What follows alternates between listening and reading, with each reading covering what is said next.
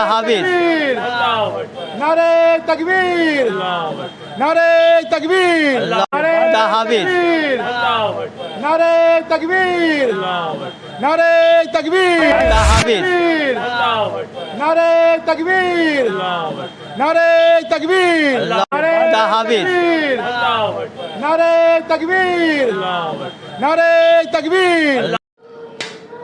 आलम साहब, ईद मिलादुन नबी की ढेर सारी शुभकामनाएं, बहुत बहुत मुबारकबाद आपको और आपकी टीम को। क्या कहना चाहेंगे आज इस बाबत? सबसे पहले कि आपको और आपके चैनल को, लोकल जर्नलिस्ट के पूरे टीम को मैं मुबारकबाद देता हूँ। रबी अव्वल के मौके पे आपने जिस तरह से कवरेज किया है, कर रहे हैं, इसके लिए मैं आपका धन्यवाद करता हूँ। आलम साहब, हाल ही में पूरे बंगाल ने बहुत ही खूबसूरती से दुर्गा पूजा को मनाया, देखा गया, और यूनेस्को की तरफ से ये इंटेंजिबल हेरिटेज भी घोषित किया गया। लेकिन एक एंड में एक दुर्घटना घट गई जलपाईगुड़ी में, जहाँ काफ़ी सारे लोगों की मौत हो गई। अचानक से वो क्या है, बांध आने की वजह से, सैलाब आने की वजह से बहुत सारे लोग मर गए। लेकिन इसमें एक मोहम्मद मानिक नाम का जो एक शख्स था, बहुत ही बहादुरी का काम किया। क्या मिसाल पेश किया उसने? देखिए, ये हिंदुस्तान है और हिंदुस्तान में जो अभी की जो हुकूमत है बीजेपी की, अपने जान देकर भी अगर हमने चुकाएंगे फिर भी गद्दार कर ले जाएंगे। लेकिन मोहम्मद मालिक ने इंसानियत को बचाया है। उसने नहीं सोचा कि उसकी जान खुद ही भी जा सकती थी, लेकिन उन्होंने एक इंसान को डूबते हुए देखा, एक माँ का गोद उजड़ने से बचाया, एक भाई को बहन की एक बहन को भाई खोने के लिए बचाया। इतने लोग, इतने माँ, इतने बहन वहाँ पहुँचे थे। अचानक पानी आई और बहा ले गया। उसमें इन्होंने कूद के बहुत लोगों को बचा सका। 10 लोगों की जान बचाई लगभग। नहीं, बहुत 10 से भी ज़्यादा बचाया उन्होंने बचाया। सिर्फ 8 लोगों की जान गई थी। तो हादसा तो कभी भी हो सकता है, लेकिन इंसानियत तो हमेशा कायम रहेगी। जो मोहम्मद मानिक ने मिसाल पेश किया है, एक मिसाल ने, आप जितने भी तारीफ़ करें वो कम है। उन्होंने बहादुरी का एक मिसाल कायम किया, तो उसके लिए हम लोग सभी को बहुत बहुत शुक्रिया अदा करना चाहिए कि उन्होंने इंसानियत को बचाया है। जो लोग एक इंसान को दूसरे इंसान से तोड़ते हैं मज़हब के नाम पर, उनके मुंह पर कितना गहरा तमाचा है ये, इस तरीके का जो। बेशक आप सही कहें कि उनके मुंह पे ये तमाचा है कि देख लो, भारत में फ़िरका परस्तों में लोगों को बांटने वालों, तुम आके ये देखो कि उसने देख रहा था कि दुर्गा पूजा का भाषण हो रहा है, उसके बावजूद भी वो बच्चे ने नदी में कूद के लोगों का जान बचाया। तो आप जितना भी कोशिश करोगे हमें तोड़ने का, बांटने का, नफ़रत फैलाने का, हम लोग इसमें नहीं बटेंगे। इसलिए कि हमारा भारत का जो फाउंडेशन है, इसमें सभी का खून शामिल है। अरे बाप दादाओं ने जो कुर्बानियाँ दी हैं, जो हिंदू, मुस्लिम, सिख, ईसाई, हर जात के लोगों ने अपने ख़ानदान के ख़ानदान लुटा दिए। एक ख़ानदान इस पीढ़ी का नहीं हुआ तो नेक्स्ट पीढ़ी, नेक्स्ट जनरेशन, उसके भी नहीं हुआ तो नेक्स्ट जनरेशन करके देश की आज़ादी दिलाई है। तो इन मिट्टी में सभी के खून शामिल है, तो आप नहीं तोड़ सकते। फॉर्मेलिटी तौर पे कुछ कट्टरवादी बातें आप करके लोगों को अपनी तरफ मोड़ लेंगे, लेकिन इससे हम भाइयों को आपस में नहीं बांट सकते। हम हमेशा एक साथ थे, एक साथ हैं, इंशाअल्लाह आगे भी रहेंगे। एक चीज़ देखा कि आलम साहब, हाल ही में काफ़ी सारे जो एलिगेंस लगते थे पिछले 3-4 साल से कि बंगाल में दुर्गा पूजा मनाने को नहीं दिया जाता है। तो जिस तरीके से यूनेस्को के जानिब से ये अवार्ड दिया गया है, हेरिटेज अवार्ड, तो इस पर क्या कहेंगे? उन लोगों के लिए कैसा जवाब रहा ये?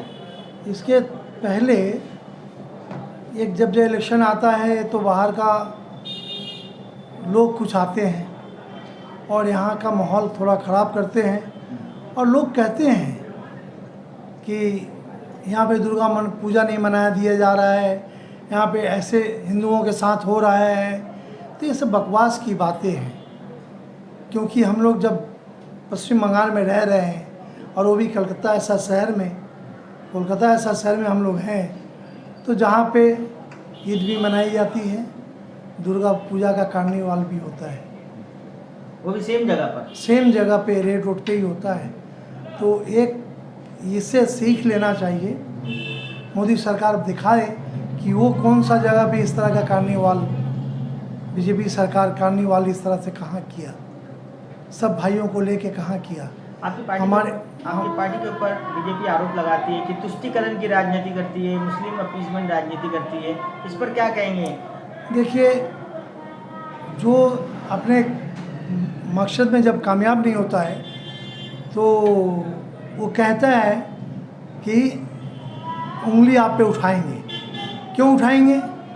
कि वो अपने मकसद में कामयाब नहीं हो रहे हैं। बंगाल के लोग बहुत समझदार हैं और ये कभी भी उनकी मकसद को कामयाबी नहीं हो सकता।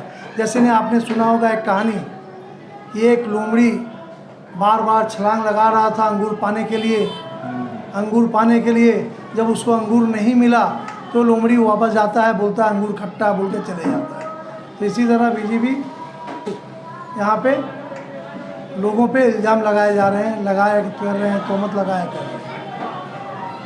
आलम साहब, आज जो मुल्क में जिस तरीके का माहौल है, इस माहौल को देखते हुए क्या कहेंगे आप? लोगों से क्या अपील करना चाहेंगे? लोगों से अपील करेंगे कि एकता को कायम रखें, एकता बनाए रखें, इसी में कामयाबी है। क्योंकि हमारे देश सोना का चिड़िया कहलाया जाता था, और दुनिया में कोई ऐसा देश नहीं है कि जहाँ पे हिंदू, मुस्लिम, सिख, ईसाई हर 16 किलोमीटर के बाद में भाषा बदल जाता है। यहाँ पे इतने जाति, इतने भाषा, इतने माने विभिन्न प्रकार के लोग रहते हैं, और इस सब को लेके ये भारत, विशाल भारत, माने इतने बड़े भारत जो सब कुछ लेके चल रहा है, तो ये हमारी एकता ही इसकी ताकत है। हमारा एकता ही इसका सबसे बड़ा ताकत है, और ये एकता ही अगर हमारी टूट गई तो फिर हम बहुत कमज़ोर हो जाएंगे।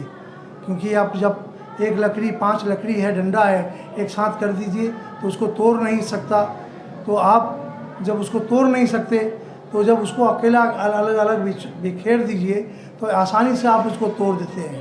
तो ये इनका यही का नाम है कि मेरी एकता को तोड़ देगा तो इसको अपने इस देश में हुकूमत करेंगे, और एक देश के एक आर्थिक स्थिति को जिस तरह से इतना पोजीशन ख़राब किया गया है, ये हमारी एकता, हमारा अखंडता को तोड़ने के लिए।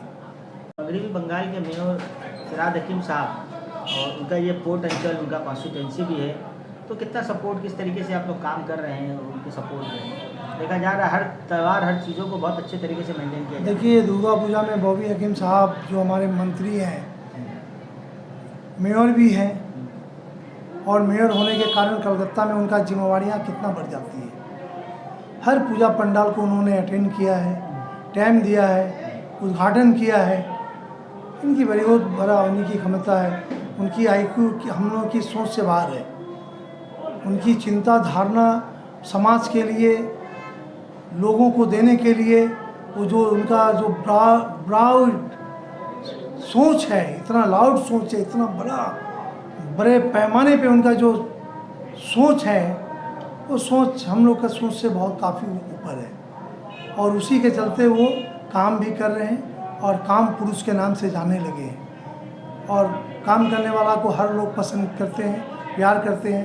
तो बॉबी हकीम साहब का आप लोगों को कितना प्रेरणा मिलती है? हम लोगों को उनकी हर काम से प्रेरणा मिलती है, हर काम से सबक मिलता है कि हम उनके जैसे कुछ काम करें समाज में, जो हमारा भी नाम हो।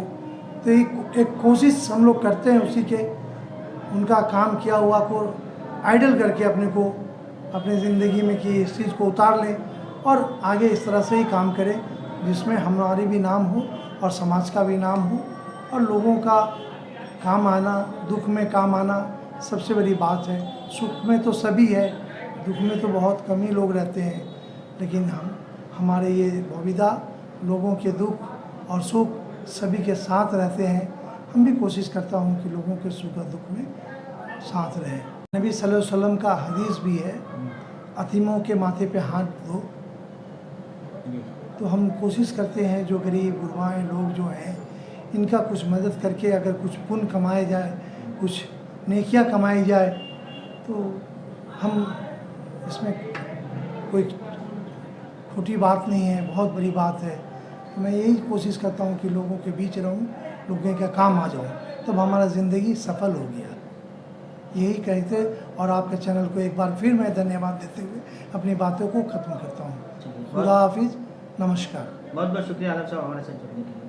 अब मोबाइल एक्सेसरीज को लेकर नहीं होगी कोई भी ट्रबल, क्योंकि UNI की हर प्रोडक्ट है बिल्कुल अफोर्डेबल। खरीदिए मोबाइल फोन कवर्स, नेक बैंड्स, ब्लूटूथ स्पीकर्स, चार्जर्स और पावर बैंक जैसी ढेर सारी एक्सेसरीज सिर्फ और सिर्फ UNI की। UNI, Born to Win, India की ब्रांड इंडिया के लिए। Skin glows in two ways. A. Using filters or B.